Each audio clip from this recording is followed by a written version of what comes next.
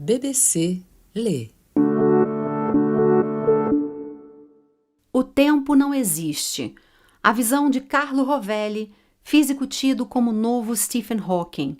Reportagem de Margarita Rodrigues, da BBC News Mundo, lida por Silvia Salek. O tempo não existe e eu tenho 15 minutos para convencê-los disso, diz Carlo Rovelli após olhar seu relógio de pulso. Assim começa uma palestra TEDx feita em 2012 pelo físico italiano que não costuma aparecer na imprensa internacional.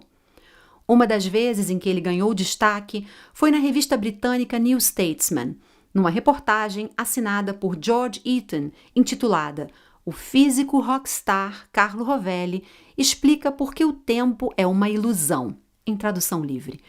A determinação de Rovelli em tornar a física quântica acessível e suas prodigiosas vendas de livros o levaram a ser chamado de o novo Stephen Hawking, destacava o artigo. Em 2020, no evento The Nature of Time, A Natureza do Tempo, organizado pela revista New Scientist, o físico teórico pegou uma corda e a esticou de uma ponta à outra do palco e pendurou uma caneta no meio da corda para marcar o presente. Rovelli disse: "É aqui que estamos." Ele então ergueu o braço direito e apontou para a direita. "Esse é o futuro." Na sequência, apontou para a esquerda e disse: "Esse é o passado." Esse é o tempo do nosso dia a dia, uma longa fila, uma sequência de momentos que podemos ordenar, que tem uma direção preferida, que podemos medir com relógios, disse. E todos nós concordamos com os intervalos de tempo entre dois momentos diferentes ao longo do caminho, ao longo desta linha. Depois acrescentou: "Quase tudo que eu disse está errado. Em termos factuais, isso está incorreto. É como se eu dissesse que a Terra é plana." O tempo não funciona assim. Ele o faz de uma maneira diferente, acrescentou. E esclareceu: essas não são ideias especulativas que aparecem em sonhos estranhos de físicos. São fatos que medimos em laboratório com instrumentos e que podem ser verificados, disse. Nascido em Verona, na Itália, em 1956, Rovelli confessa que sua adolescência foi pura rebelião. O mundo que ele vivia era diferente do que considerava justo e belo, e em meio a essa decepção, a ciência veio ao seu encontro. No mundo acadêmico, o jovem pesquisador descobriu um espaço de liberdade ilimitada que ele relembra em um de seus livros. No momento em que meu sonho de construir um novo mundo colidiu com a realidade, me apaixonei pela ciência, que contém um número infinito de novos mundos, descreve. Enquanto eu escrevi um livro com meus amigos sobre a Revolução Estudantil, um livro que a polícia não gostou e me custou uma surra na delegacia de Verona, diga-nos os nomes de seus amigos comunistas, eu mergulhei cada vez mais no estudo do espaço e do tempo, tentando entender os cenários que haviam sido propostos até então. Rovelli decidiu dedicar sua vida ao desafio de conciliar duas teorias, a mecânica quântica, que descreve um mundo microscópico, e a relatividade geral de Albert Einstein. Para chegar a uma nova teoria, devemos construir um esquema mental que não tenha a ver com a nossa concepção usual de espaço e tempo, diz.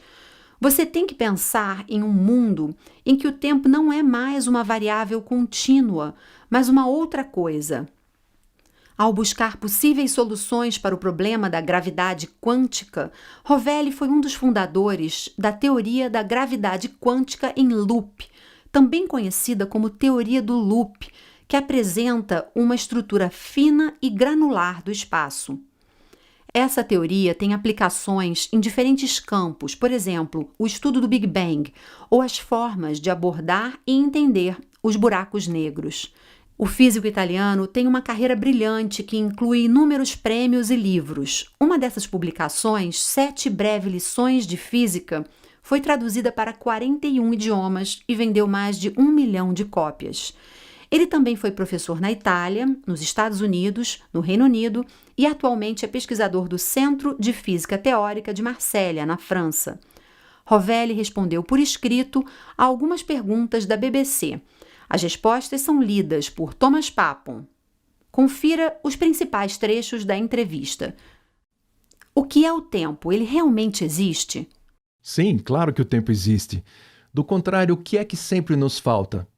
Mas a ideia comum que temos sobre o que é o tempo e como ele funciona não serve para entendermos átomos e galáxias. Nossa concepção usual de tempo funciona apenas em nossa escala e quando vamos medir as coisas com muita precisão. Se quisermos aprender mais sobre o universo, temos que mudar a nossa visão do tempo. Porque o que costumamos chamar de tempo, sem pensar muito sobre isso e o que isso significa, é realmente um emaranhado de fenômenos diferentes. O tempo pode parecer simples, mas é realmente complexo. Ele é feito de muitas camadas, algumas das quais são relevantes apenas para certos fenômenos e não para outros. O que o senhor descobriu quando se perguntou por que só podemos conhecer o passado e não o futuro? A razão de termos informações sobre o passado e não sobre o futuro é estatística. Tem a ver com o fato de não vermos os detalhes das coisas. Não vemos, por exemplo, as moléculas individuais que compõem o ar da sala em que estamos. Mas no mundo microscópico não há essa distinção entre o passado e o futuro. O senhor falou sobre a elasticidade do tempo e sobre um dia em que vivenciaremos coisas diretamente como encontrar nossos filhos mais velhos que nós mesmos no caminho de volta para casa. Como isso pode acontecer? A pergunta correta é a oposta. Por que, quando nos separamos e nos encontramos novamente, o seu e o meu relógio medem o mesmo intervalo de tempo? Não há razão para que devam medir esse mesmo tempo. A experiência nos diz isso apenas porque nossas medições não são precisas o suficiente. Se fossem, veríamos que o tempo corre em velocidades diferentes para pessoas diferentes, dependendo de onde estão e como se movem. Portanto, eu poderia me separar de meus filhos e reencontrá-los em um tempo que significa apenas 1 ano para mim, mas 50 anos para eles. Nesse cenário, eu ainda sou jovem e eles envelheceram. Isso certamente é possível. O motivo pelo qual normalmente não vivenciamos esse tipo de experiência é apenas que nossa vida na Terra se move numa velocidade lenta entre nós, e nesse caso, as diferenças de tempo são pequenas. Algum dia poderemos viajar ao passado? Considero extremamente improvável. Viajar para o futuro, por outro lado, é o que fazemos todos os dias. O que o senhor quer dizer com isso? Viajar ao passado é difícil, mas viajar para o futuro é muito fácil. Faça o que fizer, você está viajando sempre para o futuro. O amanhã é o futuro do hoje. Sabemos que o senhor gosta muito de gatos e prefere não se referir ao gato de Schrödinger e à discussão se ele está vivo ou morto ou dormindo. O senhor poderia explicar por que, segundo esse famoso experimento, o animal pode estar vivo e morto ao mesmo tempo? Acho que o gato não está realmente acordado e dormindo ao mesmo tempo. Considero que, com respeito a si mesmo, o gato está definitivamente acordado ou dormindo. Mas quando se trata de mim e de você, pode não haver nenhum estado nem outro. Porque eu acho que as propriedades das coisas, incluindo os átomos e os gatos, são relativas a outras coisas e só se tornam reais nas interações com elas. Se não houver interações, não há propriedades. Como o senhor explicou, a discussão entre os físicos da mecânica quântica não é apenas sobre o gato estar vivo e morto ao mesmo tempo, mas também sobre o experimento com 2 eventos A e B, nos quais A vem antes de B, mas também B vem antes de A. Como isso pode ser possível? Quando dizemos que um evento A é anterior a um evento B, o que queremos dizer é que pode haver um sinal indo de A para B. Por exemplo, sua pergunta é anterior à minha resposta, porque me chega antes que eu possa respondê-la. No entanto, às vezes pode acontecer que seja realmente impossível enviar um sinal de A para B, mas também impossível enviar um sinal de B para A. Então, nenhum é anterior ao outro. A razão de não estarmos acostumados com isso é porque a luz viaja muito rápido, então tendemos a pensar que podemos ver tudo instantaneamente. Mas a verdade é que não podemos. Portanto, sempre existem eventos que não são ordenados de acordo com esse tempo. O que o senhor quer dizer quando afirma que existem muitas versões diferentes da realidade, embora todas pareçam iguais em grande escala? As propriedades de todas as coisas são relativas a outras coisas. As propriedades do mundo em relação a você não são necessariamente as mesmas em relação a mim. Normalmente, não vemos essas diferenças nas propriedades físicas porque os efeitos quânticos são muito pequenos. Mas, em princípio, podemos ver mundos ligeiramente diferentes. O senhor disse que temos que reorganizar a forma como pensamos a realidade. Como podemos fazer isso? O que estamos perdendo se não tentarmos seguir por esse caminho? Podemos continuar vivendo nossas vidas ignorando a física quântica, mas se estamos curiosos sobre como a realidade funciona, temos que encarar que as coisas são realmente estranhas. A metáfora que o senhor faz sobre a mecânica quântica e sua interseção com a filosofia, como se essas duas áreas do conhecimento fossem um casal se reunindo, se separando, depois voltando e se separando novamente, é fascinante. A mecânica quântica e a filosofia precisam uma da outra? Creio que sim. No passado, a física fundamental também avançou graças à inspiração da filosofia. Todos os grandes cientistas do passado eram leitores ávidos de filosofia. Não há razão para que as coisas sejam diferentes hoje. Na minha opinião, o inverso também é verdadeiro. Os filósofos que ignoram o que aprendemos sobre o mundo com a ciência acabam sendo superficiais.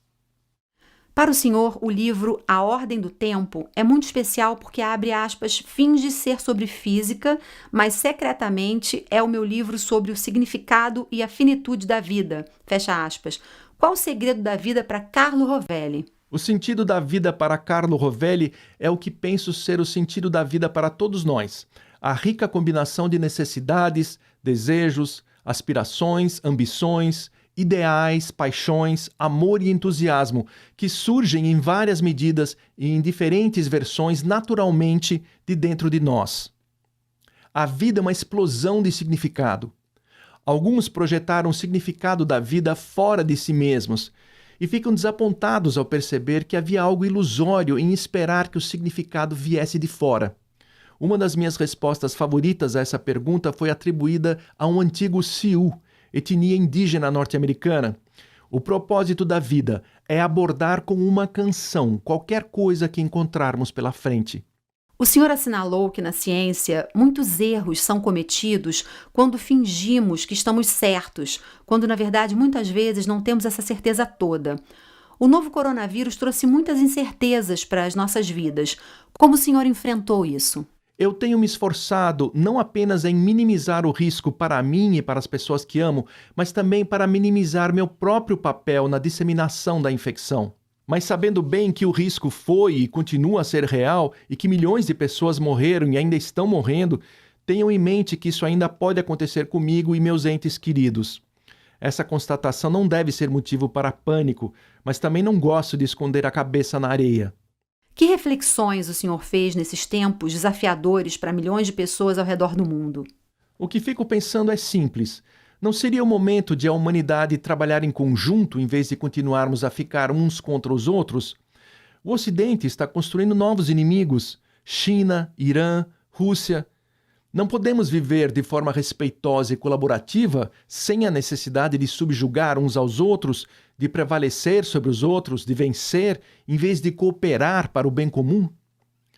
A humanidade está enfrentando uma pandemia, milhões de mortes, desastres ambientais e ainda não conseguimos aprender a nos ver como membros de uma única família, que é o que realmente somos. A mecânica quântica é a descoberta de que a realidade é tecida por relacionamentos, mas permanecemos cegos para o fato de que prosperamos na relação com outros, não uns contra os outros. Posso ser ingênuo, mas é isso que penso todos os dias quando vejo o noticiário.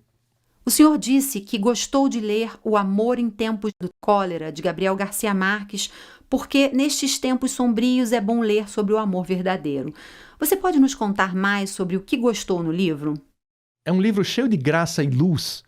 Retrata as muitas formas de amar e partilhar com um olhar que sorri diante de toda essa complexidade. Uma forma de amor é a lealdade da personagem Fermina Daza ao marido. Outra é a intimidade e amizade de Florentino Ariza com dezenas e dezenas de mulheres. Mas esse amor absoluto entre ele, Ariza, e ela, Daza, é uma bela forma de amor que foi venerada e valorizada por décadas, até que conseguiu florescer de forma maravilhosa quando os dois já estavam mais velhos. Você ouviu a reportagem O Tempo Não Existe, a visão de Carlo Rovelli, físico tido como o novo Stephen Hawking, publicada pela BBC News Brasil em 23 de maio de 2021.